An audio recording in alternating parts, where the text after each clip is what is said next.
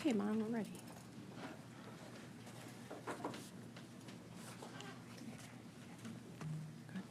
Good morning, everybody. I'd like to call to order the open meeting for Thursday, October 27th, 2022, and ask the Commission Secretary for information on today's agenda. Each commissioner has independently reviewed the minutes of the open meeting of Wednesday, October 12th, 2022, and each has informed me there's no need to discuss the minutes. Move we approve the minutes of Thursday, October 12th. What? Wednesday. Wednesday. Wednesday, Sorry, October did I say 12th. Second. All in favor? Aye. Aye. Each commissioner has independently reviewed the agenda and each has informed me there is no need to discuss the notices associated with agenda items 2 through 15. Commissioner Huebner is recused from participating on agenda item 3. The suggested minute associated with agenda item 17, approving the final strategic energy assessment report. The suggested minute associated with agenda item 18, approving Northern States Power Company Wisconsin's request for deferred accounting treatment of the Western Mustang Solar Electric Generating Facility and applying carrying costs at the applicant's short-term debt rate. Or the suggested minutes associated with agenda item 19 and agenda item 20, approving the applicant's request for waivers of 49 CFR section 193.2321 subsection B with all conditions outlined by commission staff. Move we approve the notices of investigation associated with agenda items 2 through 13. Or do you want a separate one? Yeah. Notice of investigation associated with agenda item 2. Can we just do that one separate? 3 is the one we're doing separate. So yeah, if you want to do. So 2 and then 4 through 13. Second. All in favor? Aye. Move we approve the notice of investigation associated with agenda item 3. Second. All in favor? Aye. Aye. Move we approve the notices of proceeding associated with agenda items 14 and 15. Second. All in favor? Aye. Aye. For agenda item 17, I move that we approve, in docket 5 ES 111, I move that we approve the final strategic energy assessment for issuance. Second. All in favor? Aye. Aye. Agenda item 18, docket 4220 AF 109, move that we approve the request of Northern States Power Company Wisconsin for deferred accounting treatment for Western Mustang Solar Generating Facility with all the conditions. Or that's short-term debt rate. Yep. Second. All in favor? Aye. Aye. Agenda item 19, docket 6630 PL 2022, I move that we approve the request of Wisconsin Electric Power Company Gas for request of a waiver of 49 CFR section 193.2321 B2 with all the conditions identified by staff. Second. All in favor? Aye. Aye. For docket 6650 PL 2022, move that we approve with all the conditions identified by commission staff in the memo the request for a waiver of 49 CFR section 193.2321 B2 by Wisconsin Gas Company. Second. All in favor? Aye. Aye. Okay, it takes us to agenda item 16, which is docket 1-AC-256. This is the rulemaking to update Wisconsin Administrative Code, PSC 119, which is otherwise known as the interconnection rules. These rules were originally promulgated in 2004, and as we indicated when we accepted the statement of scope for submission back in December of 2020, it has been a while since these have been updated, and in that time, distributed generation has undergone significant changes, especially as it relates to new technology and to updated technical and certification standards that have been established.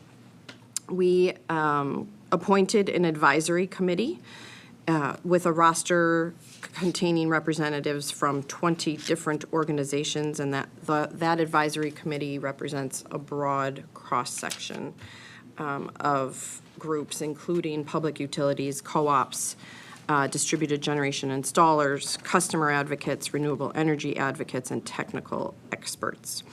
That committee met on a regular basis from May 2021 through May of 2022, and they voted to approve more than 25 recommendations for revisions to PSC 119. The Type 3 environmental review of the proposed rules are not expected to result, indicates that the proposed revisions are not expected to result in any possible significant adverse environmental or social impacts.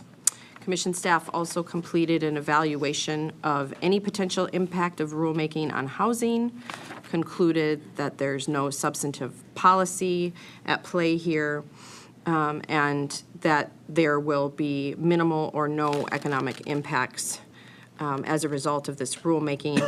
That particular conclusion was disagreed with by the Sierra Club. Sierra Club states that multiple rule provisions could increase costs for individuals and businesses.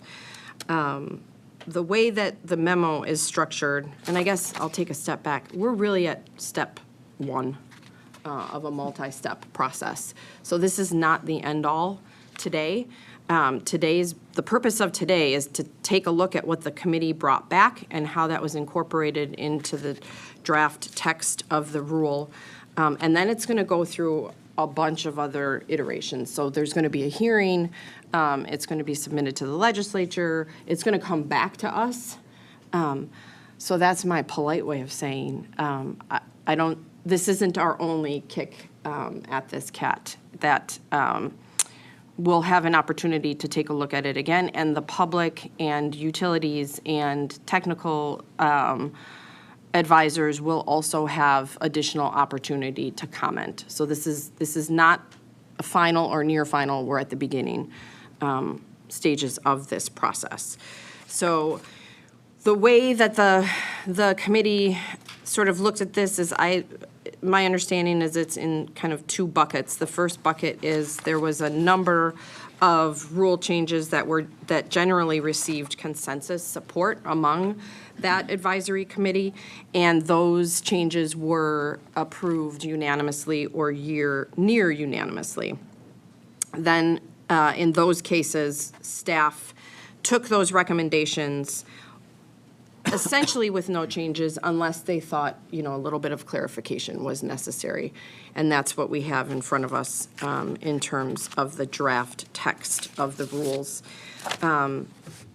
Then there were some other issues that received more dialogue, and ultimately the advisory committee came up with recommendations.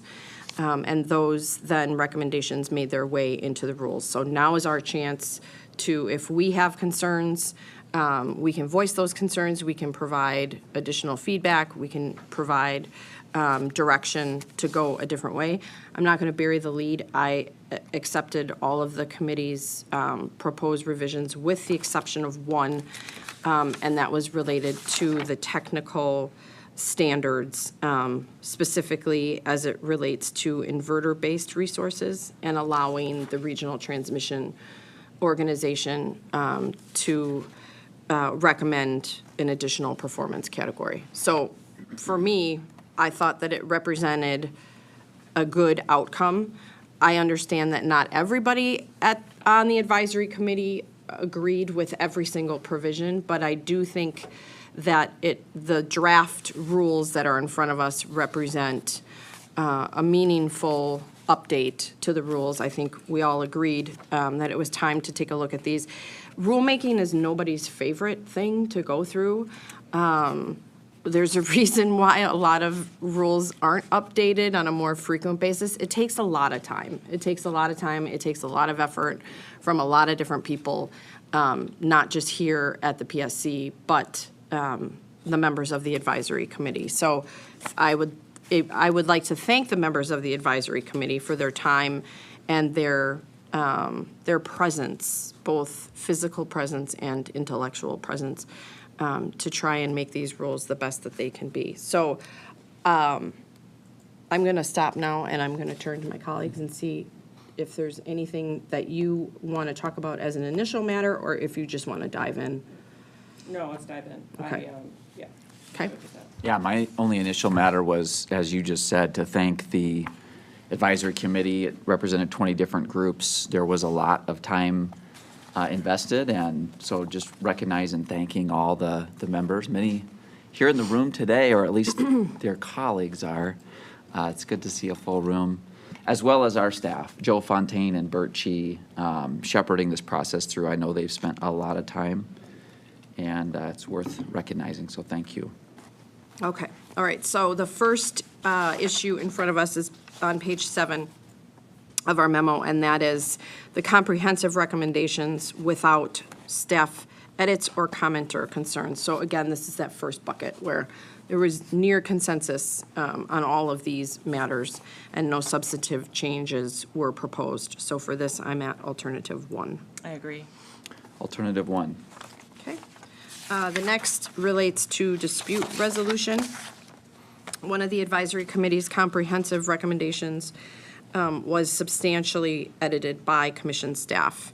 And the committee had recommended a more detailed dispute resolution process.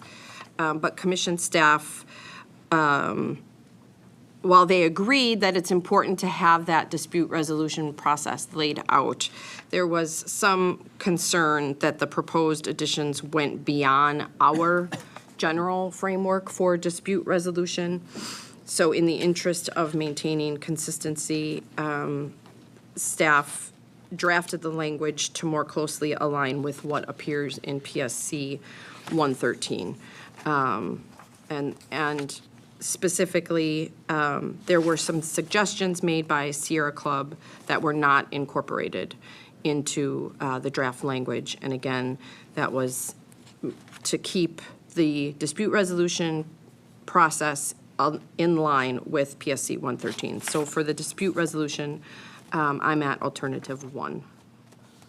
Yeah, I agree with that. I think some of the suggestions, you know, when rulemaking is done, it still has to be within the confines of what the directives are under the statute that allows the rulemaking to happen. And I think some of the suggestions actually would have expanded beyond what, not only what we typically do, but really what we should do under the statute. So I think what is proposed here is, common practice that's used in other dispute resolutions within the PSC. So it makes sense now. And as you noted before, if there's other reasonable changes that are within our authority that can be suggested later, others can bring it forward at those times. Okay. Commissioner Hebner? I thought this was really well written. I read it, and I think it's very good. Obviously, we take comments. If folks think that something needs to change, we'll take it. But I think removing the mediation, that was the big thing that Sierra Club raised. I think that that's appropriate, and I think I'm at Alt 1. I know I'm at Alt 1, and I think it's really good. All right. Okay, the next issue is fees. So the fees are going up. There are 2 additional updates. First, a commissioning fee is being added for all applications that receive commissioning tests at the end of the process.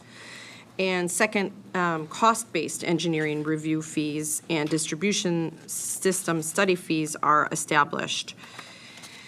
So there were concerns raised about the impact and the potential to have projects canceled because of the increase in fees. But there was also information shared that actually demonstrates that aligning the fees charged with the actual costs that the utilities incur as a result of the engineering review and the commissioning test makes the most sense when we strive to make sure that the costs customers are paying are directly related to the costs that are incurred by the utility. So it's not everybody's going to be happy that the fees are going up, but I think as a general matter, these fees reflect reality, and I think that that's important. I also will note that the proposed revisions to the fees and to the fee structure are designed to offer more flexibility for project-specific changes. And so for those reasons, I was at alternative 1. I would approve those proposed revisions related to fees. Commissioner Noy? Yeah, I agree. I mean, this is not a novel concept. It's cost cause or cost pays, and we're trying to align that as close as possible. And it was identified that there are greater costs with these. If we didn't increase the costs would be borne by all others not using or installing these systems, and that's a very regressive type of fee for everyone else. So I agree, alternative 1. Commissioner Huebner? Yeah, I landed at alternative 1 alternative 1 as well as you both. As you mentioned, Chair, there is going to be more comment process. I mean, one of the things that I think maybe would be helpful to see from, utilities is kind of like how many hours and who's working on this. So just to kind of give us more justification on why these are increasing. But, obviously these fees were set 20 years ago. And if we could all buy things at the cost of 20 years ago, we'd be happier, but I'd like to buy things at the cost of last year. yeah, prices do go up.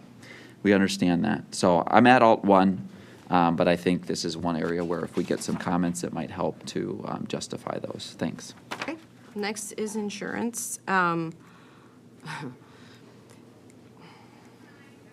Just because there hasn't been an occasion where an insurance claim has been necessary doesn't negate the need for insurance. So I think that maintaining the insurance requirements while still allowing some ability for the utility to talk with a project owner and come to a different arrangement is important, but I would not be comfortable removing insurance requirements. I think, especially as we're looking at new technologies, it's more important than ever that proper insurance provisions are in place. So I'm at alt 1. Yeah, it would make no sense to remove insurance provisions, but I understand there's some situations where some flexibility is needed, and this is where, to the extent we can provide some and kind of anticipate different futures and things that might happen, we should allow that. So I'm at alternative 1. Okay. Yeah, I'm at alt 2 on this, and I respect where you both are at. I would follow the IREC standards on this, which are slightly lower than what we had, what we had in place. So I would have aligned more with the IREC model standards, but I understand status quo has been, I think, okay or working, so I'll just dissent on that. Okay. Thanks. All right, the next is incorporation of technical standards. This is where I'm going to propose just a slight modification. So the advisory committee recommended updating the language related to technical standards and specifically aligning our rules with IEEE standards. And then there's some discussion about the different performance categories, 1, 2, and 3. And specifically, the staff memo indicates that we might want to consider requiring abnormal performance category 2 instead of category 3 for inverter-based resources. This is where I stop and say that some of this goes over my head, quite frankly, so this is where I have to rely on folks like Bert within our office, who is a technical expert. And so my understanding is that a performance category 2 would require less stringent capability requirements and could therefore be more inclusive of a certain type of interconnection devices. And there's a lot of discussion about what Minnesota recently went through when they looked at their interconnection standards. So for this, I'm at alternative 2, but I would add language at the end of the sentence that says, and allow the RTO to recommend performance category 3. And my understanding from talking with Birchie is that this would, this aligns it with what they've recently done in Minnesota. And I think that that is reasonable and achieves the right outcome. So that's where I am. Commissioner Noack? So you're kind of in between alt 2 and 1? Yes. Yeah. Yeah, you know, the category 2, it was my understanding it would provide for more, where we're going to be at with a lower penetration, the medium to low penetration of DG facilities. And so I initially did land at alt 2. But this is part where we're trying to project where things are going to go in the future, and frankly, where technology is going to go in the future, which is dangerous because we don't know. And I think this is one that's going to hopefully receive more comment and discussion as this moves forward, so we understand what types of systems and what, you know, you want to give some flexibility, but you don't want to give too much flexibility. So I think I can join you at your alternative, just with the understanding that I hope there's more comment on this moving forward, that I think this provides for now the appropriate amount of guidance. I'm a little reluctant always to give some MISO authority to chime in, but I know that we always watch what's going on there as well. Okay. Commissioner Huebner? Yeah, so how does your additional phrase at the end compare and contrast with, in that alt 2, it says, and the MISO guideline requirements? So are you viewing, so you want to include the MISO guideline requirements, and then if MISO changes them, we would follow? Right. That's your idea? Yeah. Okay. Okay. I can join you there. I was coming in at alt 2 as well. I think your additional phrase doesn't, I can join that, and I agree with Commissioner Nowak that this is an area where if we can get some more comment, my understanding from Bert and Joe was, you know, 1547, everyone agreed with that, the latest and greatest standard, that's great, but then some of the details of how many seconds of ride-through, the committee didn't engage at that level because it is extraordinarily deep in the weeds, but maybe now we can draw that out. If this is going to cause a problem for you, we need to know about it. Yep. So, okay, great. All right. The next is capacity definitions. The advisory committee recommended updated definitions to provide clearer information of system capability. So specifically, the suggestion is to define category assignments based on the export capacity,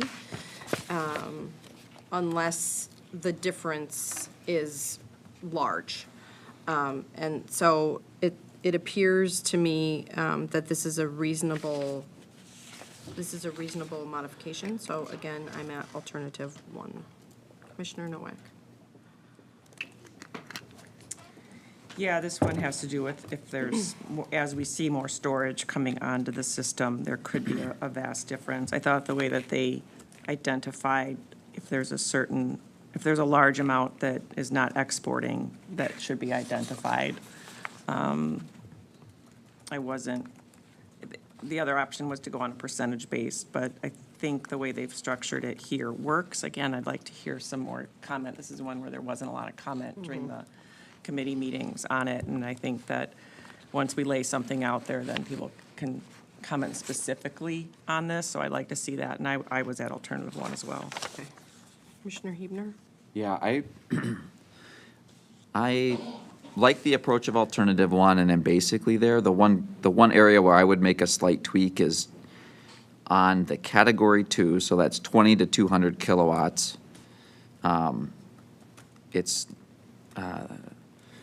the non-exporting energy storage system is larger than 20 kW, and I would increase that because that's the same as it was for category 1, and then for category 3 it jumps up to 200. So I would have increased that to 40 or 50 kilowatts, and so maybe that's something we can get comment on, is if that's too low for the category 2. But I do think the numeric based as opposed to percentage is better. I think that export, kind of splitting export capacity from nameplate is really good. So I'm 99% in agreement. I would just change that one piece. So that would put me at alt 3. Since you're both at alt 1, it'll move forward, but I would adjust that to be, I would say 40 kilowatts to be the 20% of the max in that category, which is what we've done on the other ones, so. Okay. Okay. All right. The next relates to pre-application reports.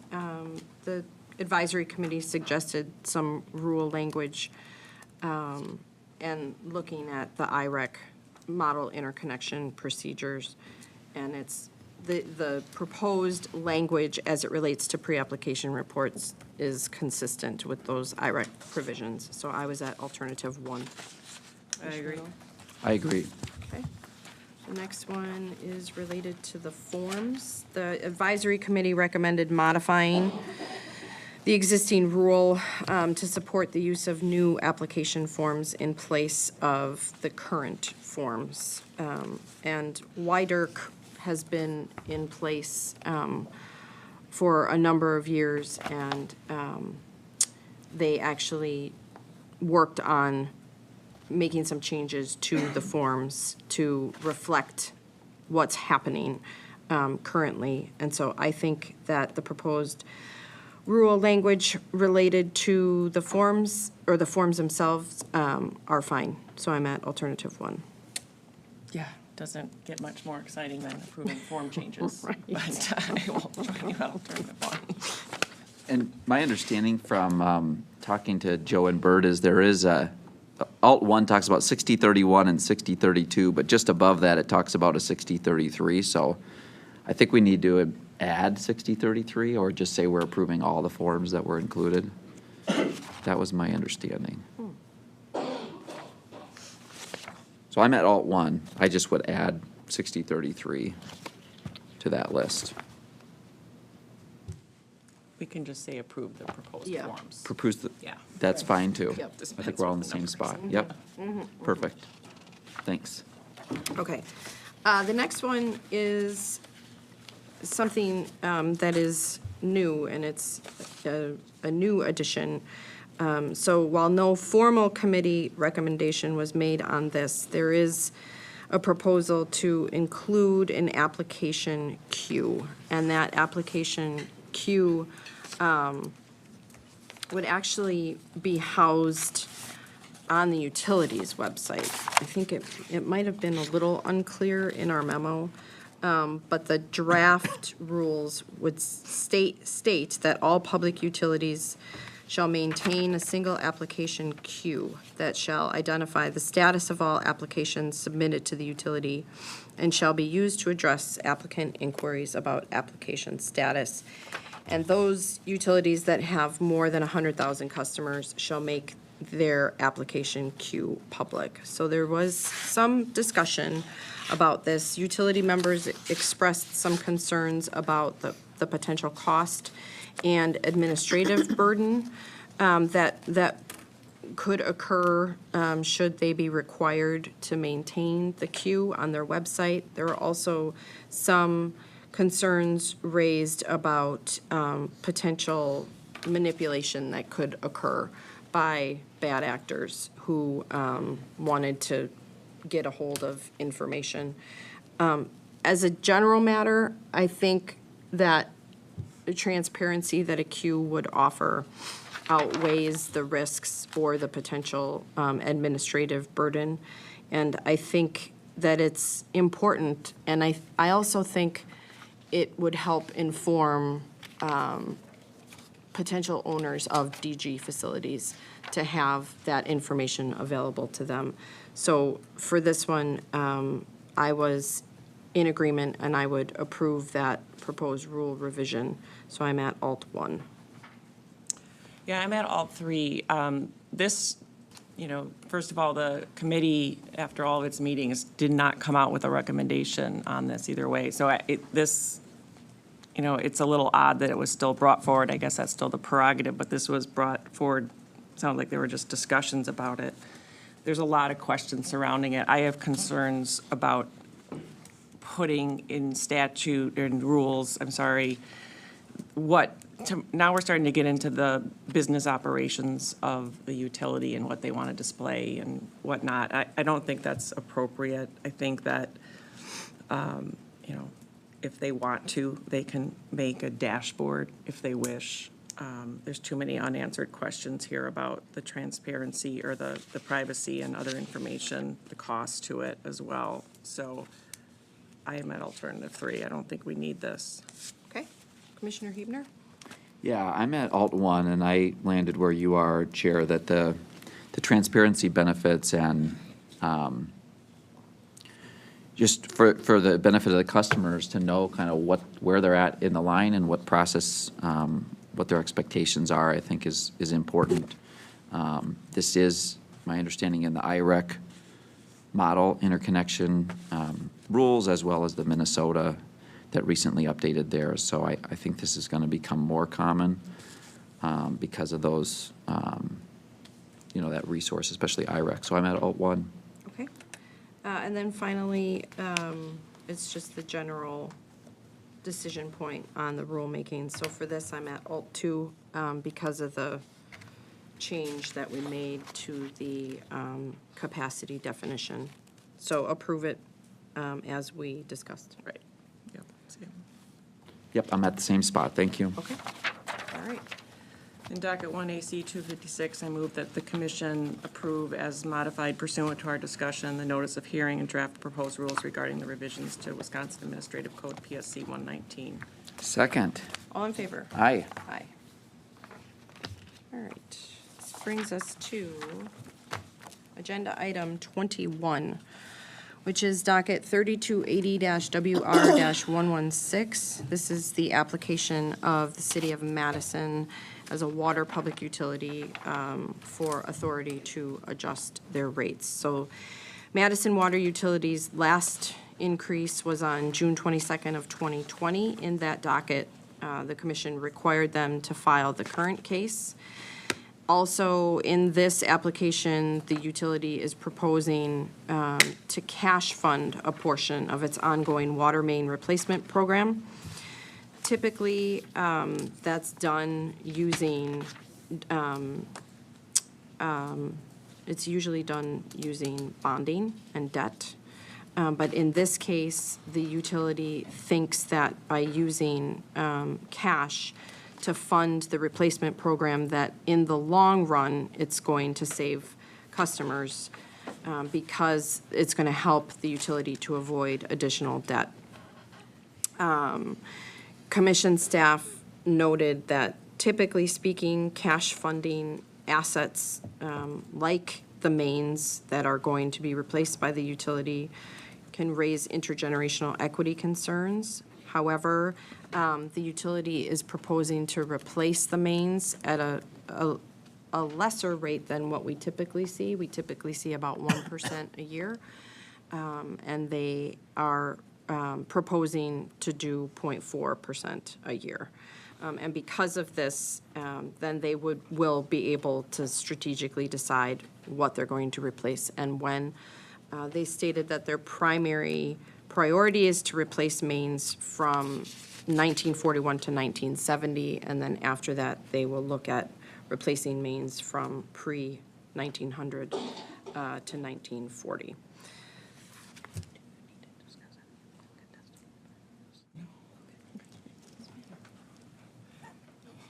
I was just seeing if we needed to discuss uncontested alternatives. Oh, did I jump in too fast? We didn't really talk about it before, so she just remembered it, I think. Yeah. Okay, so, Sorry. I was like, what's going on? hold on. We can do it when we get to the first uncontested. Yeah, not that many. okay, So right. there's not that No, many. no. Yeah. Gosh, you guys are throwing me off. can roll. Throwing We me can off my roll. game.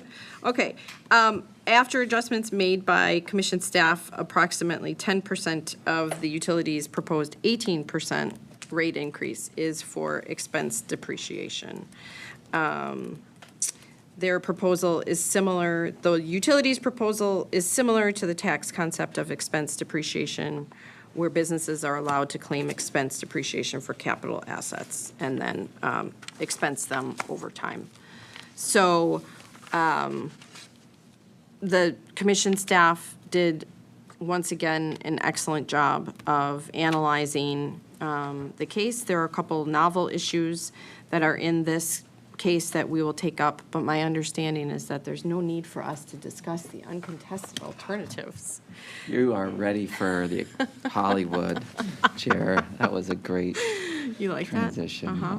I should be in improv. So for the first issue, I would approve their proposal to cash fund it through the increase in depreciation expense. I think that allowing them to use cash financing is going to help them move towards a more balanced capital structure, and staff agrees with that as well. So for this first one, I'm at alt 1. Yeah, this is not the first utility we've seen this with, and, this utility has a history of some financial issues, to say the least.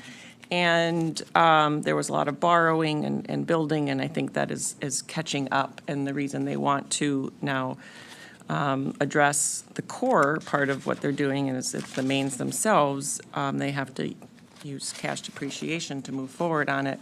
One of the things, though, that I was a little, and I'd like to see this too, there was no discussion of it, and I think if more utilities are going to be doing this, there's a lot of testimony from the city itself talking about, because this is not an insignificant rate increase for all customers, whether or not the pilot payments that are being made from utilities to the cities themselves can be used to help offset this. This utility pays, I think it was $7 or $7.7 million a year directly to the city of Madison in pilot. That's a formula, and the city doesn't have to, take the maximum amount, and this one does. And I just, think there needs to be a better discussion moving forward, and we've talked about this in some other instances. I know probably about 10 years ago, commission staff did a memo about the pilot payments that are being made, because really this is a double tax on ratepayers. And I thought if the city was truly concerned about the rate impact to its ratepayers, that it might look at least using a portion of a pilot payment to help offset the rate increase here. But it appears that that never came up. And obviously, they have more than enough. And I just think that, the city, I know their response, they'll say, well, we need that to fund our general operations. Well, we're all meeting hardships, and, budgets are about priorities. So we have to, like all of us, have to sit and relook at what is necessary. I just think it's not a very transparent when cities come to us and do that and say we need to raise rates when they're pocketing money into their general fund from ratepayers. So, but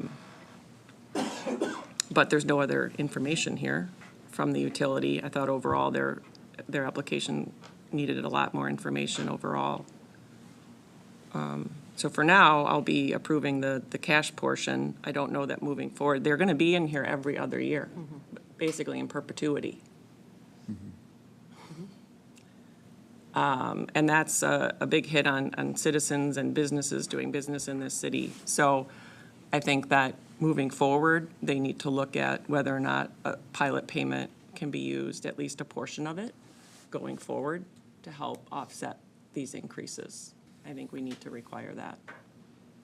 Okay. So I'll join you. All right. Commissioner Huebner? Thank you.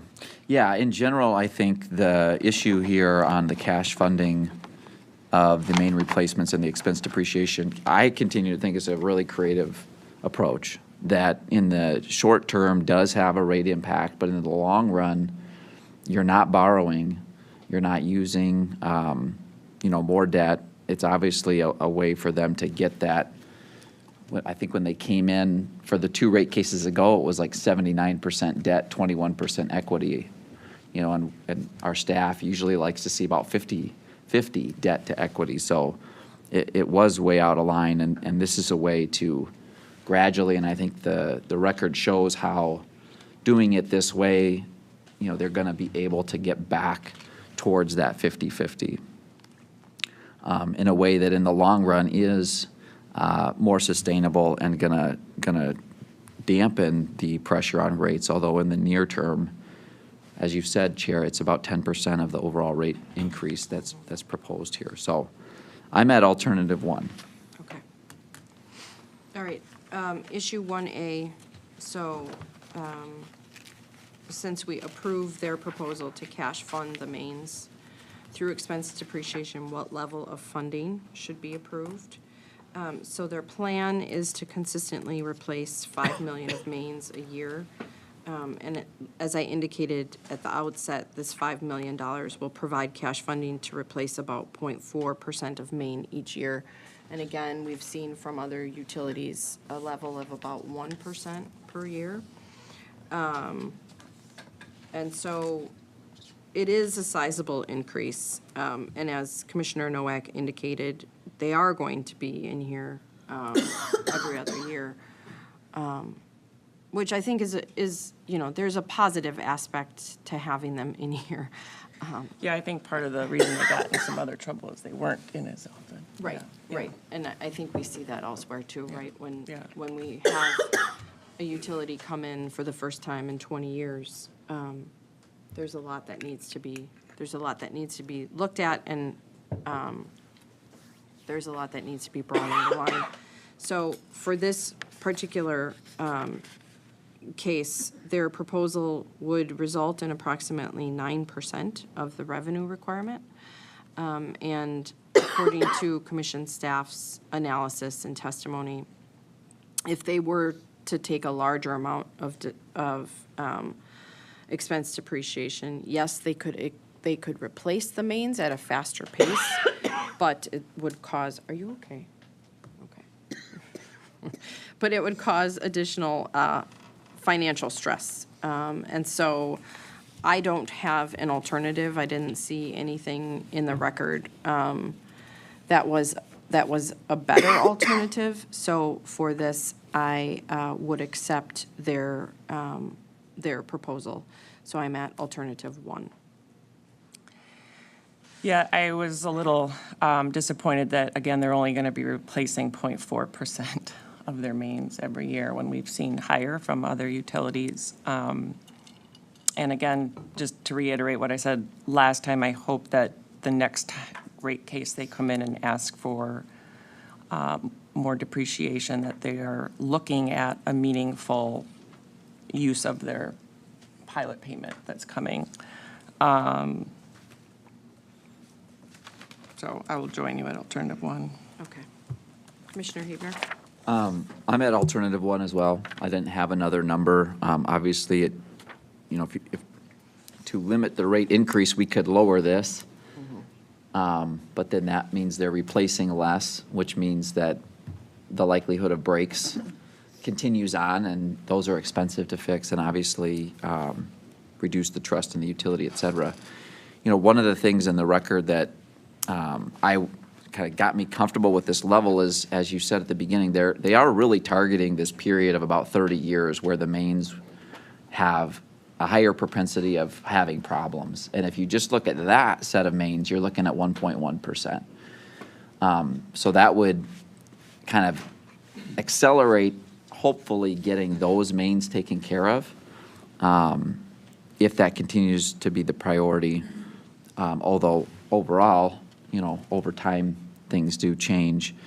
The other thing I think that's just notable, although this $5 million is only 0.4%, it is dramatically higher than the previous ones we approved, which were all for smaller utilities. So the city of Madison, it's a whole different level of problem than Fort Atkinson, Janesville, Marshfield, due respect to all of those. But a huge growing not metropolis, but just the growth of Madison compared to those communities over the past 50, 60 years it's just another level of challenge. So I'm at alt 1. Thanks. All right. Next is issue 2. And this is related to a pilot program, not to be confused with the pilot that Commissioner Nowak referenced, which is payment in lieu of taxes. This is a different this is a pilot program in the way that we normally think of a pilot program. So as part of their case, Madison Water Utility is requesting authorization for a 2-year pilot program to offer a monthly bill offset on customers' water bill. They're proposing that offset would be $12 per month for family households with income at or below 30% of the city's median family income, and an amount of $8 per month for family households with income above 30% but less than or equal to 50% of median family income. They are requesting authorization to include $148,714 in its O&M expenses to fund the pilot, and the amount proposed would be recovered equally from all customers as part of their general service charge. And so this is the first time that we have seen such a program, not just because it's a municipal utility proposing this program, but this is the first time we've seen a water utility propose this type of a program. According to the testimony of the Madison Water Utility, there are approximately 5,500 households that are eligible. And then I believe it was his rebuttal where it was indicated that there are about 2,600 renters that would be eligible as well. And so this is something novel. We've not seen this before. And I think as a threshold matter, it's important to talk about, are they proposing to set a rate, or is this a program or service that's being offered? And I think that matters because the legal analysis depends on whether we are viewing this as setting a rate, or we are viewing this as a program similar to what we see from other utilities. So I think that there are some conditions, and we're also going to discuss this in issue 12. There were conditions that have been suggested by staff in order to track and report the cost benefit of this type of a program. And I think for me, looking at the program, it's pretty clear that they're not proposing to set a new rate. So this isn't a rate-making issue. The customers are paying the same residential rate, but what they're receiving is an offset or a credit. And I look at this the same way that I look at, customer service credits that are put on customer bills by investor-owned utilities. I look at it the same way that I look at when we've authorized, PayPal payments to be made or Amazon gift cards to be given to customers as incentive to join a certain program. And in particular, I think it's a novel approach. I have reservations about it. I'm going to vote to approve it because I think it's important that we continue to look at ways to decrease the utility burden. The amount, according to staff, and this came up in our briefing, we talked about this, according to staff, the amount that they're proposing is not material. They will be back in 2 years. It's just a pilot program. We will review it again, and as we do with all pilots, we will take a look at cost benefit. And in the end, payments like this, like the arrearage management plans that we have approved for electric and gas utilities, the goal is to really affect positive payment behavior on the part of customers. And when you can achieve that positive payment behavior, the impact is that you lower costs on everybody. Now, I'm wanting to see, because I think about it in terms of electric and gas, and there's a significant amount of savings on the electric side in particular, when you can avoid disconnection of customers and when you can avoid having to roll the trucks. So I don't know how that will look on the water side, because I'm not sure, because we've never done it before. And so I will be suggesting the additional reporting requirements that were proffered as part of issue 12. And I recognize that LIWAP is out there, but it's out there for a finite period of time. And I think that this is a novel approach. It's an immaterial amount of money. It is a short-lived program in terms of its length before we'll be able to review it again. So given all of that, I am comfortable approving it with conditions, as we will talk about in issue 12. Commissioner Nowak. Yeah, I would actually like to hear from Commissioner Hebner first, if he is willing to Yeah, chat first. happy to. Yeah, I'm at alternative 1, and I would approve this, and I think the way that it was described, in particular by the new, general manager for the water utility, as, is kind of a 1-2 punch of this case, is we know we need to invest in our system, and we know that that's going to cause a burden on, an increased burden on the folks least able to pay. So I think that 1-2 punch approach makes a lot of sense to me. And so I will, as the chair said, I'll approve all the conditions related to this. I think it's a pilot program, and we need to gather data and information and see if it works, and if it doesn't, we change it or discontinue it. But I think that it's worth exploring for a municipality like this that does have a significant population of people that are in the very, extremely and very low income categories as they described in the record. So I'm at alt 1. Thanks. Thanks. Yeah, I mean, there is no question that we have citizens all around the state facing more hardship due to inflation and shortages, and we have so many programs to help people with assistance. I went to the website for the city of Madison and Dane County, and there were dozens of places where people can go to get help, because we need to do that to help people get past those humps that are in a hardship. And as you mentioned, Chair, we have the, what do we call it, WAHEAP? LIWAP. LIWAP. Backwards. Where the state received $15.5 million to pay off customer utility water bills. Now, according to the current standards in the government program, it's supposed to end by 2023. I'm always skeptical of government programs saying that they're going to end. Just like the PTC and ITC, those were supposed to end years ago. Things get extended. And interestingly,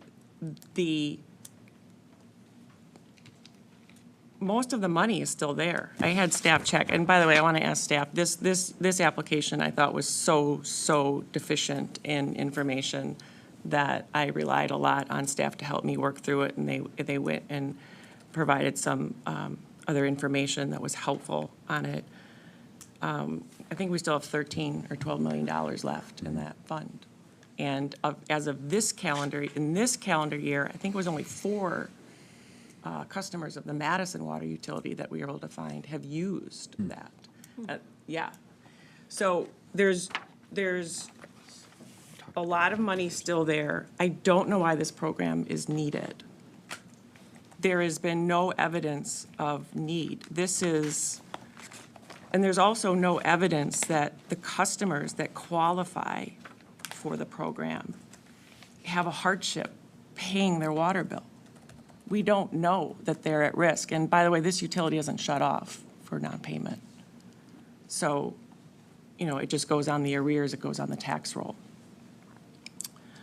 So there have been no metrics also proposed for this, that you have to do anything to stay on the program. This is not at all like an EDR, not at all. When we, and this is wealth transfer. This is like something Bernie Sanders would propose. This is far left. This is basing rates and services based on income, and we don't do that. This is a step. If we take this, utilities around the state are going to start coming to us and ask to have rates based on income. And if we want to talk about income, the utilities' own metrics show us that only 0.9 to 1.5% of the eligible participants' income goes towards their water bill. So they're saying that 0.9% of your income to pay that for water is a burden. Most people don't think that way. And if it is a burden, we've got dozens of programs to help.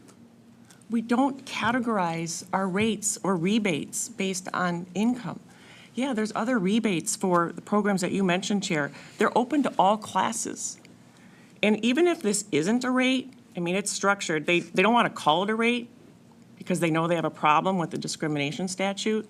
It's a utility service, and there's still a problem with discrimination because you're shifting the cost to everybody else. And this utility is coming here saying, we don't want to raise rates on everybody, and we want to raise it more on some others because we feel it's a burden. And they have no evidence that there's this, that's the word now. It's not a bill, it's a burden. So then they say, well, in order to participate, you have to be on the program, you have to sign up and be in a conservation program. There's no metrics that they have to show after a year that they've actually conserved water. There's no evidence that they have to, and what if, and they said that they feel, the utility manager's testimony, some of this testimony was astounding. It was, we feel that this will help people pay their bills. Or, yeah, if you gave me a rebate, I'm going to pay my bills more. That's crazy. Any customer class then should get a rebate. Why not give it to every customer class? I don't understand where they're going. This is modeled after a program in California, which they're not, municipal water utilities in California are not regulated by their commission, by the way. They showed evidence that their usage went down. We know California has had droughts and they have other impositions on when people can use water. We have no evidence that maybe that was the cause of their water usage going down. So then the utility also says, well, there's going to be system-wide benefits. There's no projection. They say, we have to do this in order to prove our point. I get that pilots are new, like, okay, they don't have, there's not even an analysis. There's not even modeling done that this is going to help the system. And this is a system, by the way, that probably has excess capacity due to the departure of their largest customer several years ago, Oscar Mayer. So it's not like they're on the brink of building something new here. Do we need to refrain? Are they that close? They don't even tell us that. So this just turns, if we're going to call this a pilot and we're going to call it a rebate, even though it's a rate, it's still discriminatory. This just turns pilots on its head, and we can do a pilot for anything at any time. And, this is not going to pass legal muster. I could go on, but this is This is not a good step for the state or for any utility moving forward. This is not how we help people in need. It is not. Because even their own witness, or the utility also attached a letter from a professor at the UW in support of their application. But he even pointed out he has reservations about it because they know that not everyone eligible will participate. So the persons that would fall under the income category that aren't participating are actually going to then see an increased bill as a result of this. I mean, that's a perverse outcome of this. So, but that's their letter, that's a supporting letter for this program. So this is bad for the state of Wisconsin. It is bad to help, this is not helping people in need. This is wealth redistribution, and we don't do that in rates. If we want a policy on that, the legislature has to talk about it, not us. So I will not be supporting it.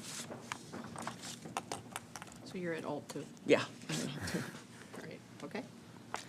All right, so then issue 2A is, should the commission approve proposed tariff language provided by the utility for that customer assistance program? And so I didn't have any updates to that tariff language. I was at alternative 1. Commissioner Huebner? Okay, you didn't think they needed to work with staff at all on that? I did not. Okay, I'll join you at alt 1, that's fine. Okay, now the next issue is issue 3. Should Madison Water Utility be required to prepare a new financial plan? So they have been required to provide a financial improvement plan as a result of the financial distress that the utility has been in. And so an updated financial plan would cover 2022 to 2030. And one of the questions I asked was, why not just keep that original plan in place and just continue to provide updates, which they're doing? But based on my discussions with staff, it sounds like there are updated sets of information that will be helpful. And so for that reason, I'm at alt 1, and I would have the utility file an updated financial plan within 60 days of the final decision. Yeah, I agree. Yep, I'm at alt 1. Okay. Issues 4, 5, 6, 6A, 7 are uncontested. So the next issue for our decision is issue 8, and that is what is the appropriate revenue allocation? So they were using the utilities cost of service study, which was in Granham's Exhibit 4. So the difference between the models is that the utility is including a new fixed charge that recovers a portion of that $5 million of expense depreciation that we just approved. Commission staff's proposal is they would recover that through volumetric rates rather than a fixed charge, which I think, in my mind, that approach supports conservation by going through volumetric rates rather than a fixed charge. And so for those reasons, I'm at alt 3. I would approve the revenue allocation proposed by staff without that main replacement charge. Commissioner Nowak? I'm sorry, say that, you're at what? Alt 3. You take out the main replacement charge? Yep. No, I was gonna, I wanted to take a break before we finish this one up on the revenue allocation, so, Okay. thanks, yeah. Okay. Do you want to take a break You want now? to take a break now? If you, Or I after. don't care, if you wanna say you're, yeah, I don't care. Or did you want to go through the rest? There's a Oh, lot of yeah, we order can go through the conditions and rest. all Yeah, we this can go- kind of. yeah. All right, so you Okay. want to come back to issue Yeah, 8? yeah. Okay, and I'm at alt 3. Okay. On this issue. I think the staff proposal is reasonable, and I thought the 72% fixed charge was much higher than what we've seen even proposed in the past, Yeah. so Given those two options, I'm at all three. Thanks. Okay. All right, issue 8A, the utility proposed to include that, a separate fixed charge for main replacement. And I don't agree with that. Again, when we look at how do we appropriately allocate the revenue, I think it's better to be done on a volumetric basis. And so for those reasons, I'm at alt 2. I would not approve their proposal to add a fixed charge. Yeah, we've used this in other ones where we've done the main depreciation because it provides that steady stream of income. And as we know, this utility is in need of some more stable revenue sources. And they also have approximated the costs of the charge with, at the fixed portion. So I think it was a fair approximation. I'm fine with their fixed charge up here. So I'll be alternative 1. Commissioner Huebner? Yeah, I'll be at alternative 2. Again, I think it's 72% is much higher than what their other fixed charges are to start with. And so as we talked about with the last issue, I'm at alt 2 on this, given the options in front of us. Okay, issue 9 is uncontested. Issue 10 is general conditions for water rate orders. Utility has no position, and these are just the standard conditions that we include. So I'm at alt 2, and I would include A through D. Commissioner Noack? I agree. Yep, I agree. Issue 11 relates to conditions specific to the cash funding via expense depreciation. And based on conversations with staff, my understanding is that A through E are typical and have been included in orders in the past, and that F and G are new proposed conditions. I was okay with those additional requirements, so I'm at alt 2, and I would include conditions A through G. I agree. Yep, I agree. Issue 11A would be additional reporting requirements be imposed. Staff believes that there could be a benefit for the utility to include detailed descriptions of the work that they've completed using the expense depreciation funds. And staff, Chris Borchardt, included that in his exhibit. I'm okay with that, so I'm at alt 2. Commissioner Noack? Yes, I agree. Commissioner Huebner? Alternative 2. Okay. Issue 12, if we approve the proposed customer assistance program, should specific reporting requirements be imposed? As I indicated in our discussion of issue 2, I would accept commission staff's proposed reporting metrics. I would also include a reporting requirement for the utility to demonstrate the operational cost savings. So as an example, are there saved administrative costs? What are the savings related to reduced contacts with customers or the issuing of past due notices? There can be cost savings for these types of programs, but they have to be quantified. And so I would encourage the utility to speak with their counterparts on the electric side of the business to talk about those types of analyses. So I would add that reporting requirement for the utility to demonstrate operational cost savings. And again, we're going to talk about this in a further issue, but I'm going to vote to require them to come back in 2 years. So that would be a part of that. Obviously, I expressed my reservations about this entire program, but I think that they at least should look at usage and if it's going down. And I think they also need to look at what happens if a customer halfway through the year, they're no longer in the income category.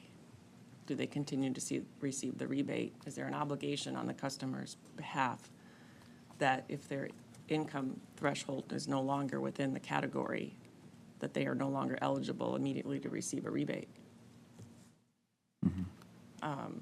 Right now, it's incumbent upon the customer to notify, it's not the honor system. So I would at least hope there's some more checks on this if this is moving forward. Okay. Commissioner Okay, Huebner? just one sec.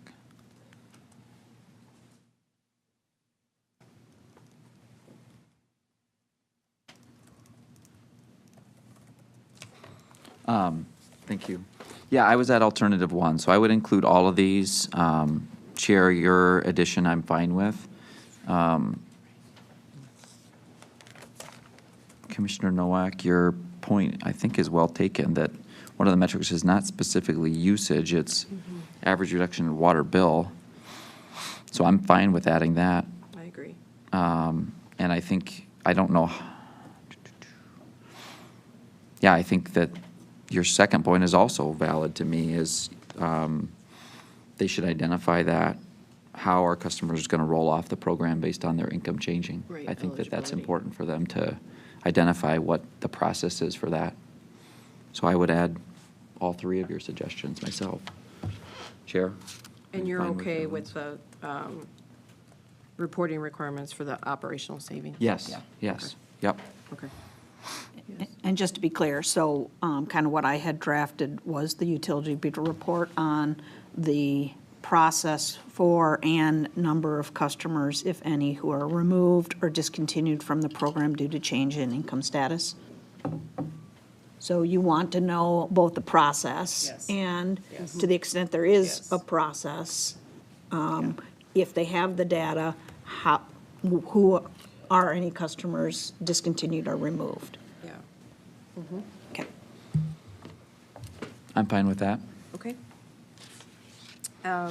Issue 13, if the commission approves Madison Water Utilities' proposal for the cash adder, what docket-specific conditions should be required? There are 2 that were proposed by commission staff, which I think are reasonable, and the utility took no position, so I am at alternative 2. I would include both of the conditions proposed by staff. I agree. I agree. Issue 14, now we're going to get into talking about order points from their last rate case. Some of them have been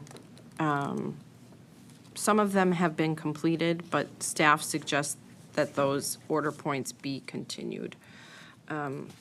So the first one is related to maintaining a certain level in their in segregated accounts in order to ensure that those dollars are only being used for the purpose of funding the debt service. And so for this one, I'm at alternative 1. I would confirm and accept that they completed that order point, but I would continue it going forward because of the cash adder that we approved. I agree. Okay. I agree. Okay.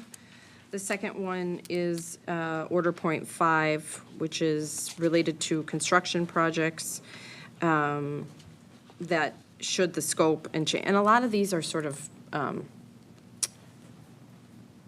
I would say that they're just expectations from us, but we just are codifying them. So if changes in construction project costs exceed the estimates that they've provided us, that they will notify us as soon as they become aware of that cost increase. So again, commission staff suggests continuing this order point. So I would agree, and I'm at alt 1. I agree. I agree. Issue 16 is order point 6. This is related to accounting and reporting For conservation expenses, again, I'm at Alt 1, confirming and accepting it, and leaving it at that, because according to commission staff, this is no longer needed. They've worked with staff, they're using escrow accounting, there are no concerns. So this one would not continue. So you're at Alt 2. No, I'm at Alt Alt 1. one is, Because I would not continue it. Because staff suggests that it be discontinued. Are you on 16 or 17? 16. Oh, I was reading 17. Yeah, I agree. Okay. yep, I'm at Alt 1 to discontinue, but confirm they did it, yep. Okay.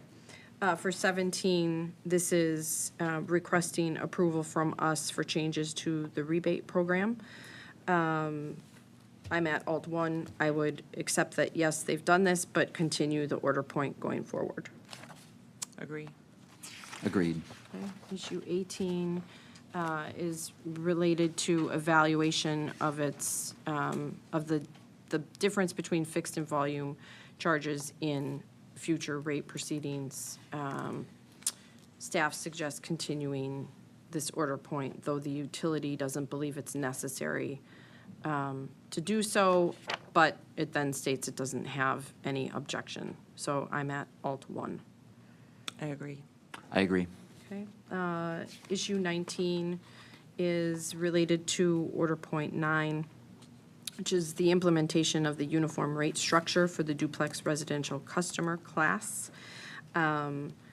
Staff thinks that this can be discontinued because the duplex customer class has been well-established, and it's been through 2 consecutive rate cases, and so this information is no longer necessary. So that would be alternative 2, confirm and accept that the utility completed this order point, but do not continue it going forward. I agree. I agree. Issue 20 relates to order point 9. Staff suggests continuing this order point. This is related to within 60 days from the effective date of the final decision, the utility shall file with us information that includes an update on their financial metrics and progress in implementing their financial plan. So for this one, I'm at alternative 1. I agree. I agree. Issue 21, there's a slight tweak that was suggested by staff. This is related to that financial improvement plan. Staff is suggesting that this occur on a semi-annual basis rather than more frequent. And so I think that that makes sense. So I'm at alternative 1. I agree. I agree. Okay, issue 2, I think we've all forecasted this one, but this is whether or not they should be ordered to file another rate case within 2 years. I think absolutely, yes, we should order them to file for another conventional rate case based on a 2025 test year. So Alt 1. I agree. I agree. Okay, all right, and now we will take a break. How long do you think? Just 5 minutes. And as we were going through these, I was trying to think of another, there were an issue with the conditions, if you guys are open to adding another condition on this CAP program, because there's this weird disparity with the renters who fall into that income category but can't participate because it's not in the, they don't pay their own water bill. And I think continued reporting on the number of, I know they have the number of households participating as eligible households, but if we could break that down into renters and then have a bill comparison, I think understanding if that'll help with there was allegations or assumptions made in the record that the low to moderate income user customers are lower users, and I think if we can compare that almost as a proxy group to, I'd like to continue to see if that is, again, since we now have to prove a point to get a program later, I think looking at rental usage and their water usage the city also had one other thing that concerned me, that they know that there are renters, that don't pay their water bill, but they still want to try to find a way, and they didn't include it here, but use the rate dollars to help provide assistance, which is, they rightly backed off from that. But I think we need to have some more detail, and it would maybe fall under that subcategory B, as far as, rentals, or subcategory F and their usage. I think it's captured in there, but I just want to make sure that their usage is captured. It says number, but I think the usage would be interesting. So split out usage. Yeah, like almost maybe under F, number of households participating that are renters versus owners and usage. And, So be sure that the usage metrics yeah, are split out. pull out the Yeah, difference between yeah, owners and yeah, renters. yeah. Got it. Yeah. Yep, I'm fine I'm with fine with that. that. All right, I only need about 5 minutes. Okay.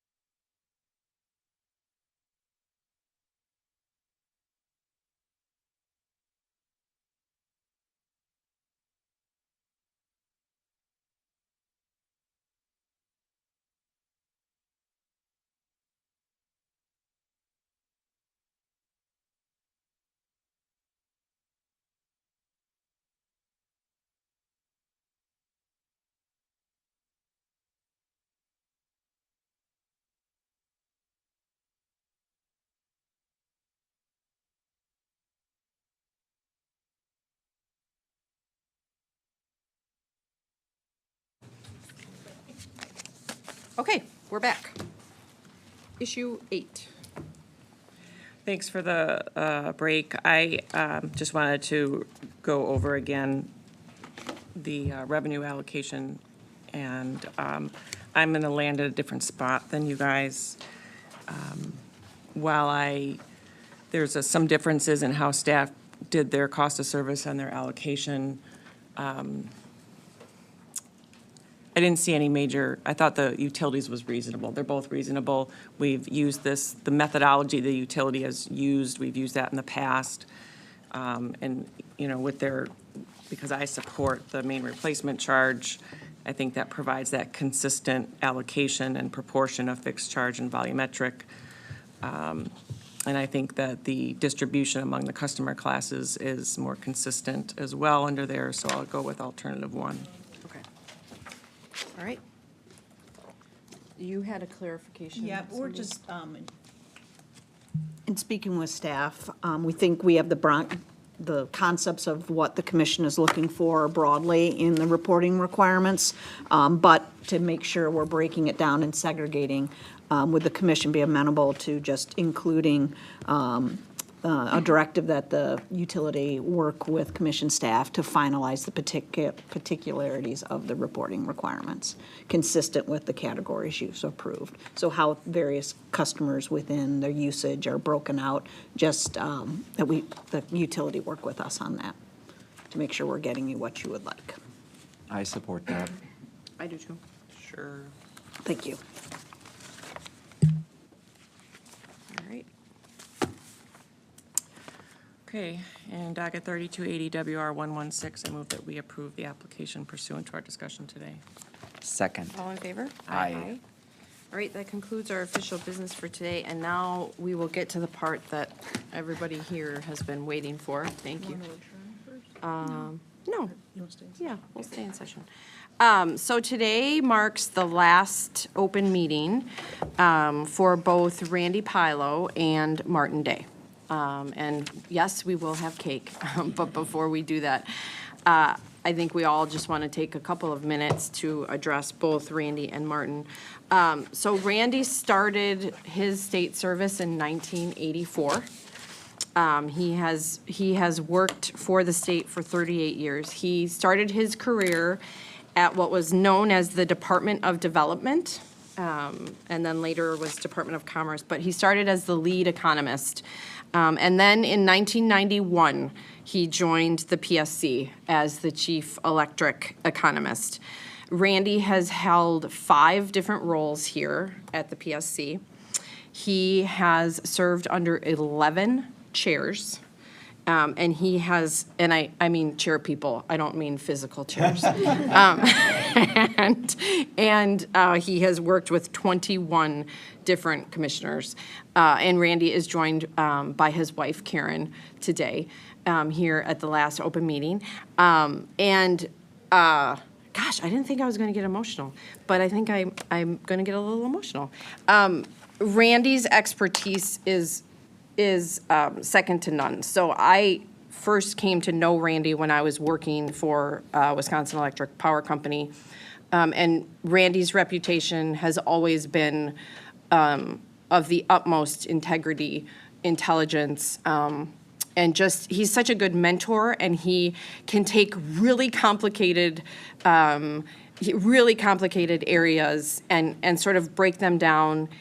But he does it in a way that is almost in a mentoring type of way, and sort of, he's always been good about, look, I'm not gonna give you my opinion, but I'm gonna tell you, this is what happens if you go down this path, this is what happens if you go down this path, here are some considerations to weigh. And he just has been steadfast in his diligence and his objectivity here at the commission, and that is greatly appreciated. He is the epitome of a team player. He's a collaborator. And at the end of the day, Randy wants what is best for electric customers, really, and Wisconsin residents is really what is at the core of what drives Randy. And I think that we have been so incredibly fortunate to have had him here at the PSC, but also as as a servant leader, working for the people of the state of Wisconsin for 38 years. Not a lot of people stick around anywhere for 38 years, let alone in state service. State service is hard, and you go through a lot of changes, and there are a lot of windy roads, but Randy is just the utmost professional, and I can't thank you enough. I wish you and Karen all the best. And it really has been an absolute privilege to be able to work with you, as I said, after knowing you in a different role. So I want to congratulate you on just an exemplary record of state service. And I'll turn it to Commissioner Nowak. Yeah, Randy, you've been just a constant here for me over the years, and I always knew I could get a good answer out of you. It wasn't the answer sometimes I wanted, but you would find it. You never said, I don't know. You would go find it. And as Becky said, you explained it in a way that made it easy to understand, because you are dealing with some incredibly complex things. And I know that everyone that's worked for you has had the pleasure of learning from you. And I would get random emails. I know you would think of things later, like you might think of this, and like, Randy, you'd email me at night too, around a weekend. Your mind was always working. You were always thinking of what we needed, what the state needs, and to get to that answer, just because you just wanted the right answer. And just always so fair, and I just loved your perspective. I am going to miss it. I'm going to miss your knowledge, and it's just not going to be the same. It just really won't be the same. And you have just been a true joy, and it has been a privilege to work with you. And the state is so lucky that you dedicated 38 years to it. So thank you. And I just wish you and Karen all the best. Yeah. Yeah, thank you so much, Randy, for your service to the state. I've only been alive 2 more years than you've served the state of Wisconsin. That's amazing. But I think we can all agree Randy knew it was time when Albert Pujols, one of his players on his team, the St. Louis Cardinals, got to 700 home runs.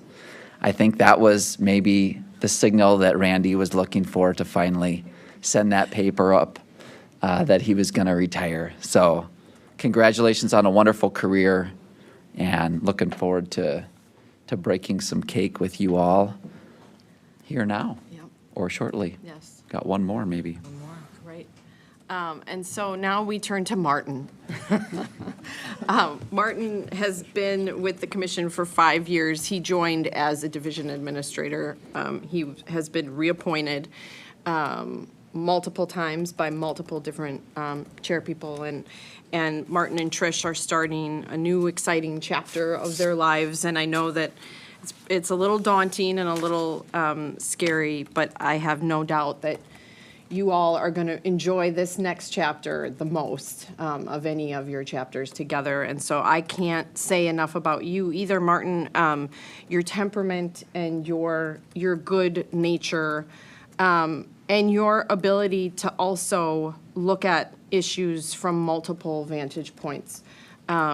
You and I had a lot in common, both coming from the utility, and so I always appreciated the ability to bounce ideas off of you and thoughts off of you.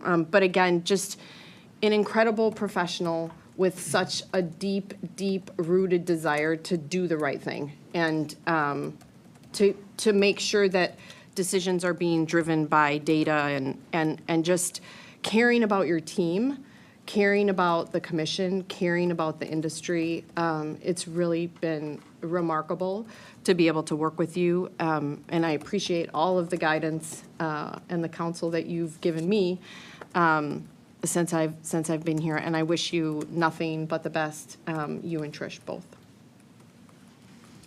Yeah, Martin, is Trish watching in YouTube? I hope not, but Okay. I was going to give a shout out to Trish. I remember hiring you And, your name was tossed around, and I'm like, I don't know him, but let's meet him. And my first thought was, wow, he's tall. Wow. But you just stepped in, and I remember you also saying you liked mentoring and working with a team, and you've done that, and I have so valued your advice over the years, and they have not been an easy 5 years. A lot of change, and you were like steady Eddie throughout it. Maybe you went behind your door and screamed, but I don't know. But you were always very measured. And again, I could go to you and say, Martin, I need this. And you're like, okay, I'm on it. And you would figure out who could get that to me, and you got it. And you'd follow up. And then sometimes even when I wasn't even asking a question, you'd just say, I'm checking in. How's it going? And,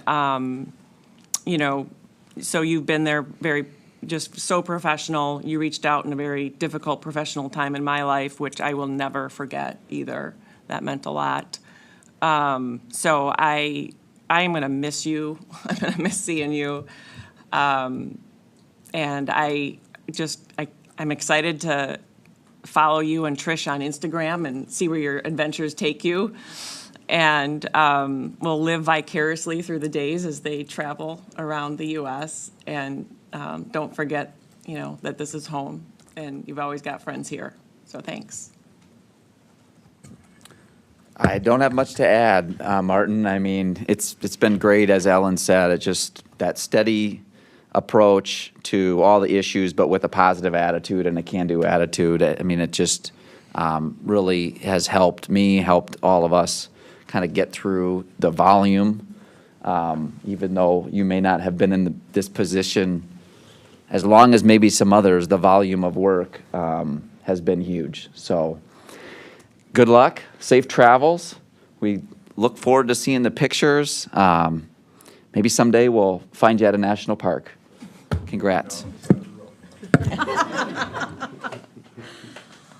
He said, or changing a tire on the side of the road, for those that couldn't hear. All right, okay, so that officially concludes our business for today. We invite everybody here to stick around, and we're going to have cake to celebrate, because these two gentlemen deserve celebration. So, that's all. I'll move we stand adjourned until Thursday, November 10th. Second. All in favor? Aye. Aye.